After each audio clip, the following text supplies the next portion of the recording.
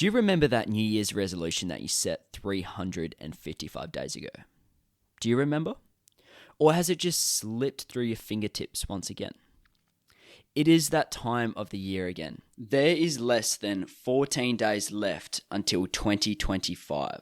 Did you know 91% of people fail to stick to their New Year's resolutions by the end of the year? What if I told you that you don't have to wait until next year to start making that change? Time is slipping away, but that doesn't mean you have to let it, right? In this episode, we're diving into the power of time, how to make the most of your time, and how you can ensure that next year doesn't end up like the rest of the years. It's time to take control and make the rest of this year and next year your year of growth and progress.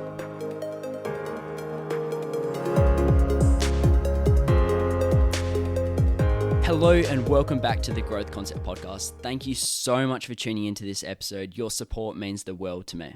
I'm your host, Kieran Upton. And in this episode, we'll simply be just having a reflection of the year, as well as tapping into the science on why most people fail their New Year's resolutions as soon as a week into the new year. Let's talk about the stats. 23% of people quit their New Year's resolutions just after 1 week.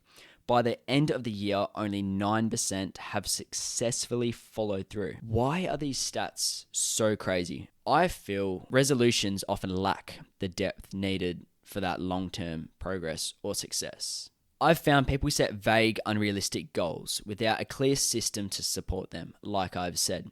They expect a new year to magically change everything without realizing that there is consistent effort. We all know the saying, new year, new me.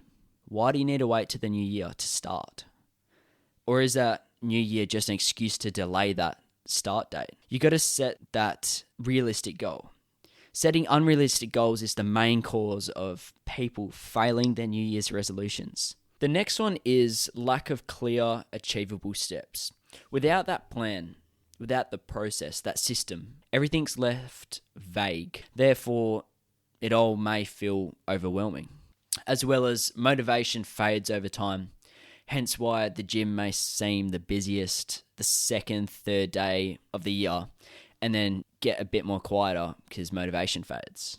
The fourth thing is old habits are hard to break. Changing long-standing habits requires consistent effort and intentionality.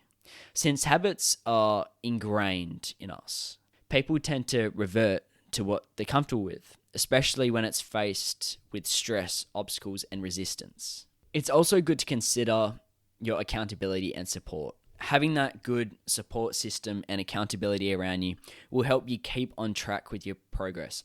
For example, if your goal is fitness, look into a PT or train with a mate. Doing it with someone or having that accountability will help reach your result. Another thing I came across was viewing resolutions as an all or nothing.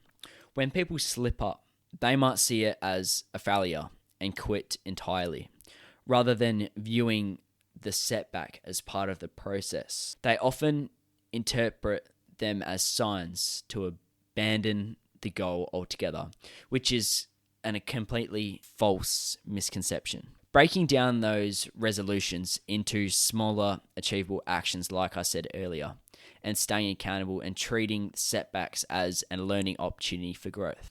There are 14 days left of 2024. How crazy is that? This year, personally for me, has gone the quickest year yet. And it's been a year of the most growth spiritually, personally, and professionally. As I said, there's 14 days left of 2024. I want you to think about, how did you spend the last 353 days? We often treat time like we have an endless supply of it. I know I did. You can't get it back. Every day that passes is a day you'll never relive. Time is our most valuable asset, and how you choose to invest it directly shapes your future. So as you approach the end of this year, think about how you spent your time throughout it, and more importantly, how you want to spend the remaining time. Like the quote goes by Leo Hung, "The best time to plant a tree was 20 years ago. The second best time is now. Now let's talk about why do most people fall short of their goals. Research shows only 16% of people set New Year's resolutions, and out of those, a staggering 80% fail by February. Why? It's simple. People lack the systems, clear goals, and commitment to change. Habits are a big one. It's the small things you do daily that create massive results. They're embedded in your routine as well as your goals. James Clear said an amazing quote in his book, Atomic Habits. He says, "You don't rise to the level of your goals. You fall to the level of your systems." With reflecting on this year, this time last year, I answered 4 simple questions. And I want you to answer them as well.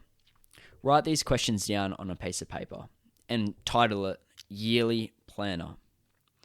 Write things you want to do more of in the next 12 months, whether it's personally, professionally, spiritually, whatever. Or it could just be learning new things, picking up an instrument, or doing something different out of your comfort zone. The next question I want you to answer is things I want to do less of in the next 12 months. For example, last year I wrote wasting time. I wrote spend less time on social media on my phone, maximum 15 minutes per day. The next question I want you to consider is habits you're going to change or create this year. Write down your habits that you want to create or change. And then the last question I want you to answer is, why are these habits important? Answering that why, like I've said earlier, is that core reason. With having your why, it will give you that drive to follow through with it. My goal 12 months ago was have a set gym routine, running routine, and meditation routine. Now, this goal could be very overwhelming if I didn't break it down. But with planning out each day and week prior, I allocated specific days for gym, specific days for running, and scheduled in time for my mindfulness. Why? Why did I want to do this goal? I wrote to maximize my physical and mental health so I can become the best version of myself possible. That is what gave me the drive to accomplish that goal. That drive of becoming the best version of myself through doing those things pushed me to follow through with it. As we come to the end of this podcast episode, end 2024, I want you to reflect on how this year went. I want you to write down your thoughts and how you can improve next year. Taking the first step is always the hardest, but only you can take it. Nobody else can take it for you. My challenge to you today is simply don't wait until January 1st. Start now. Start planning right now. Pick one habit, one routine, and one goal, and begin implementing it in the next day and week.